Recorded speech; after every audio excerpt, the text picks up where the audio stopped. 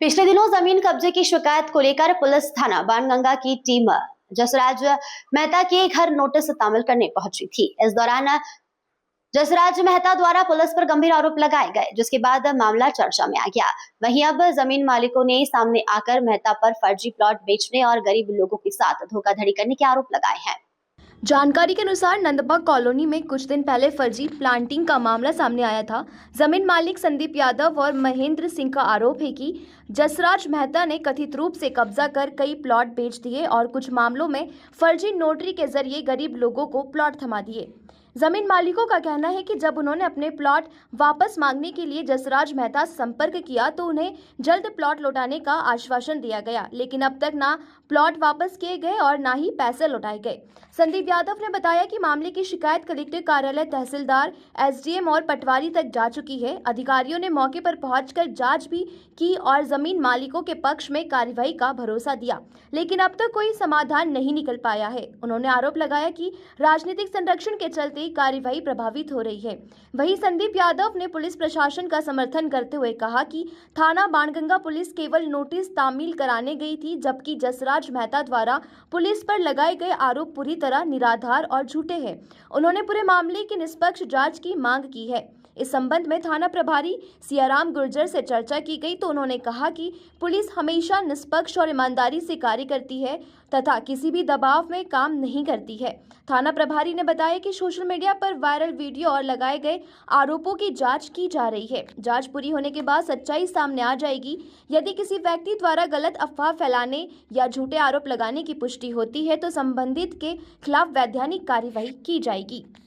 हमको ये जानकारी नहीं है कि ये स्टाम्प कितने पुराने दिए जाते हैं। सही जानकारी जब हम इस इन्वेस्टिगेशन में गए तो हमको पता लगा है कि इनके द्वारा इनके घर में नोटरी बनाई जाती है। 2020 का स्टाम्प पर नोटरी कर 2006 की सील लगाई जाती है, 2008 की लगाई जाती है। ये स्वयं देते हैं घर में बना के। इनके द्वारा कभी भी क्रेता को कोर्ट में नहीं ले जाया गया, ये स्वयं नोटरी बना के देते हैं। सारी जानकारी हमारे पास उपलब्ध है जो हमने थाना बाणगंगा पुलिस को जितनी नोटरी की जांच कराई जाएगी सारी नोटरियां इनकी फर्जी पाई जाएंगी। इसमें स्टाम्प वेंडर जी स्वर्ग जा चुके हैं और ये अपने घर से ही सील लगा के सारी चीज़ें घर से ही सारी चीज़ संचालित करते हैं। इनके स्टाम्प को अगर चेक किया जाएगा, नंदबाग में इन्होंने 15,000 प्लॉट्स बेचे हैं जिसकी नोटरी इन्होंने 2006 की है। अगर उस स्टाम्प को चेक किया जाएगा तो स्टाम्प 2011 का निकलेगा। ये नंबर के ऊपर टिकट चिपका देते हैं। टिकट चिपकाने से वो नंबर नज़र नहीं आता है। इनके घर पे अगर ये 10 लाख रुपए भी लेते हैं तो मात्र 4800 रुपये की लिखापढ़ी करके देते हैं, जिसमें लिखते हैं 4800 रुपये में फ्लैट बेचा और 200 रुपये का कब्जा। मतलब कहीं ना कहीं देखा जाए जब प्रशासन इस बात को पूरा इन्वेस्टिगेशन करेगा उसके बाद यदि ये घोटाला पकड़ा था तो कितना बड़ा घोटाला होगा। ये तेलगी से बड़ा घोटाला है, क्योंकि ये व्यक्ति इस छोटे से शहर में रहकर जब इतना बड़ा फ्रॉड कर सकता है, हो सकता है इसने जो स्टाम्प हैं वो भी नकली छाप लिए हों, क्योंकि इसके पास तो सील मौजूद है। ये खुद सील लगाता है नोटरी की, क्योंकि नोटरी की डेथ हो चुकी है। ये भ्रामक जानकारी वो सालों से देते आए हैं कि उनके नाम पे कोई भूमि नहीं है। उनके द्वारा ही हमेशा अवैध कॉलोनी को डेवलप किया गया, उनके द्वारा ही ज़मीन को विकसित किया गया। न्यायालय को उन्होंने झूठी जानकारी प्रस्तुत की है। हमारे पास हमारी ज़मीन के हर लीगल दस्तावेज उपलब्ध हैं, जहाँ पर इन्होंने हमारे प्लाटों को हमारी ज़मीन पे प्लाट काटकर अवैध रूप से विक्रय किए हैं। बाणगंगा थाने की पुलिस के द्वारा बताया जा रहा है कि आप लोग दबाव बनवा रहे हैं, ये कितना सत्य है? एक्चुअल हमारी यहाँ पर 8.25 एकड़ ज़मीन है हमारी, जिसमें से 6 एकड़ के आसपास हमारी कहाँ पे ये भूमि है? ये नंदबाग और चर्च के बीच में है, 17 नंबर गली में, रणजीत आनंद धाम नाम से। अब हमारी जो ज़मीन है, इस ज़मीन पे हमने वेद विकसित कॉलोनी डेवलप करी है। हमारे वहाँ लगभग 90% प्लॉट होल्डर गवर्नमेंट सर्वेंट हैं। इनकी अवैध कॉलोनी है। हमने कई बार इनसे निवेदन करा कि हमारी ज़मीन 2014 से इनसे हम कहते आए हैं, तो इन्होंने कहा कि हम नक्की करा रहे हैं। जसराज मेहता जी द्वारा स्वयं मुझको कहा गया कि हम नक्की करा रहे हैं ज़मीन की। विभाग द्वारा अब जब अभी ज़मीन का सीमांकन हुआ तो 265 के सारे किसानों को नोटिस इशू हुए, जिसमें हमारी भूमि कुछ चर्च में निकली हुई है और कुछ ज़मीन पर अवैध बसावट है नंदबाग। उन गरीब लोगों को इन्होंने 260/1 अवैध खसरा शासकीय खसरे की भूमि की नोटरियाँ बनाकर उनको दे दी हैं। जन सुनवाई के अंदर वो प्लॉट होल्डर भी सारे गए, उन्होंने वहाँ पर लिखित में दिया है कि जसराज मेहता तरफे आम मुख्तियार शंकरलाल गोपीदास से हमने खरीदा है। ये इस क्षेत्र का सबसे बड़ा भूमाफिया है। इन्होंने लोगों को बहुत तरीके से परेशान करा है। हमने प्रशासन में एक आवेदन दिया है जिसकी जांच चल रही है, जिसके अंदर ये सारी जानकारियां हैं कि कौन कौन लोग इसके साथ सम्मिलित हैं और किन किन लोगों के माध्यम से इतना बड़ा साम्राज्य अवैध कॉलोनी का खड़ा हुआ है, जो ये प्रशासन पे और हम पे भी दबाव बनाने की कहीं कोशिश। ना कहीं आरोप लग रहे हैं कि आप लोग प्रशासन से दबाव बनवा रहे हैं उनको। ऐसा नहीं है। नगर निगम द्वारा जो पुलिस के अलावा एक संस्था है जिसने इसके खिलाफ वहाँ पे नामजद आवेदन दिया है कि इसके खिलाफ FIR की जाए, जिसकी प्रति हमारे द्वारा न्यायालय में जसराज मेहता के ऊपर एक और संस्था है जहाँ पे जो काम कर रही है वो नगर निगम है। अभी पूर्व में 2 साल पहले अवैध कॉलोनाइजर की सूची में इसका नाम था। इस पर 2 थाना में केस दर्ज हुए, एक थाना हीरानगर है। हमारे द्वारा इसने जब हम पर आरोप लगाया तो हम हर इन्वेस्टिगेशन पे जा रहे हैं। हम अपना पक्ष भी हाई कोर्ट में रखेंगे। हम अपनी WP फाइल। अच्छा, कहीं ना कहीं देखा जाता है ये जो भूमाफिया बता रहे हैं आप, इसके पूर्व में भी अपराध तो थे ही थे, लेकिन इसकी और भी कहीं ऐसी जमीन है जिन पे इन्होंने कब्जा कर रखा है? नहीं, कब्जा नहीं किया है। इन्होंने अवैध तरीके से किसानों को ना पैसे दिए हैं, उनसे सिर्फ एग्रीमेंट किया है। एग्रीमेंट के आधार पर उन्होंने पूरी ज़मीन बेच दी है, जिसमें इन्होंने बहुत सारी नगर काटी है। अभी भवानी नगर का केस जो रजिस्टर्ड हुआ, जो मैंने आपको पहले बताया, वो हीरानगर थाने में। भवानी नगर में भी एक पैरेलल चीज़ है, शंकरलाल गोपीदास नोटरी बनाता है। नंदबाग में भी शंकरलाल गोपीदास बनाता है और दशरथ बाग में भी शंकरलाल गोपीदास बनाता है। ये शंकरलाल गोपीलाल है कौन और उसका क्या है वास्तविक पूरा इसका विवरण? ये कल शंकरलाल गोपीदास जो है वो काल्पनिक व्यक्ति है, जो जसराज मेहता के द्वारा कल्पना की गई है। वो जो सारी साइन उस पर होती है शंकरलाल की, वो जसराज मेहता स्वयं करते हैं। तो इस आपका कहना है कि इस नाम का शख्स कोई है ही नहीं? 15,000 प्लाट जसराज मेहता के द्वारा बेच दिए गए हैं नंदबाग में। उन लोगों में जिसमें हमारी ज़मीन पर जिनको कब्जा दिया है, जैसा कि भैया ने बताया, सरकारी खसरा डाल के दिया है। प्रशासन इसके आगे मौन है। यह पॉलिटिकल प्रेशर बना के जिस प्रकार से पुलिस पे दबाव बनाया, ऐसे ही दबाव हम पे बनाया है। 2014 से 12-14 साल से ये बनाते चला आ रहा है। अब पुलिस जिसने जब हमारी सत्यता को प्रमाणित किया तो ये न्यायालय की शरण में गया कि पुलिस पे दबाव बने और अधिकारी चेंज हो, जैसा कि इनका वकील साहब बता रहे हैं। हमें कोई अधिकारी चेंज भी होते तो कोई समस्या नहीं है, क्योंकि हम पूरा सत्य प्रमाणित रूप से थाने पर दे चुके हैं।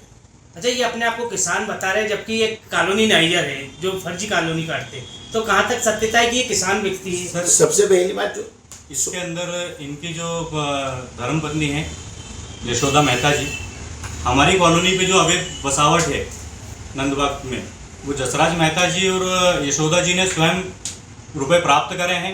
जिस व्यक्ति ने प्लॉट वहाँ खरीद के लोगों को सेल करे हैं, उसके पास पूरी लिखा पड़ी है।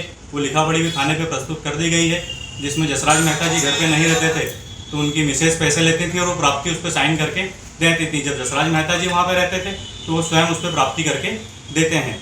उसमें भी उन्होंने जो अवैध बसावट जो गरीब लोगों को बेचे हैं, उसमें भी उन्होंने उनको डरा धमका के 55 प्लाट की जगह 35 करे, 35 से 22 करे और कब्जे में उनको मिनिमम प्लॉट दिए हैं। तो वहाँ पे इन्होंने कम से कम 4-5 लोग ऐसे हैं जिनको 12-12, 15-15 प्लॉट इन्होंने सेल करे हैं हमारी। तो क्या ये पुलिस वालों को बदनाम करने के लिए ये वीडियो फोटो जो चल रहे हैं, या फिर ये सत्य हैं? ये सर, ये पुलिस को बदनाम करने के लिए सारी चीज़ें हैं, क्योंकि इनको ये मालूम है कि अवैध कॉलोनी ऐसे नहीं कटती है। लीगल कॉलोनी काटने में लोगों को कितनी सारी चीज़ों का सामना करना पड़ता है। उसमें इन्होंने यहाँ पर जो सारी चीज़ें करी हैं, इनके पीछे कुछ प्रभावशाली लोगों का हाथ है। ये इतना बड़ा सिंडिकेट है, इनके फ़ोन की जांच करानी चाहिए, इनके घर के लोगों के फ़ोन की जांच करानी चाहिए। उसमें किन किन लोगों के नंबर आ रहे हैं और कौन कौन प्रभावशाली लोग इनके संपर्क में हैं, जो हम पे भी भारी दबाव बना रहे हैं। मतलब ये सारी चीज़ें ऐसी हैं जो अभी हम इस दौर से गुजर रहे हैं कि हम किस पीड़ा से का अनुभव कर रहे हैं, हम और हमारी फैमिली, वो हम जानते हैं। हम उनने अवैध जब कॉलोनी की जगह पे हमने वैध कॉलोनी काटी है। अब हमारे यहाँ फरियादी एक पक्ष है जिसके 3-4 लोगों ने एक शिकायत की है।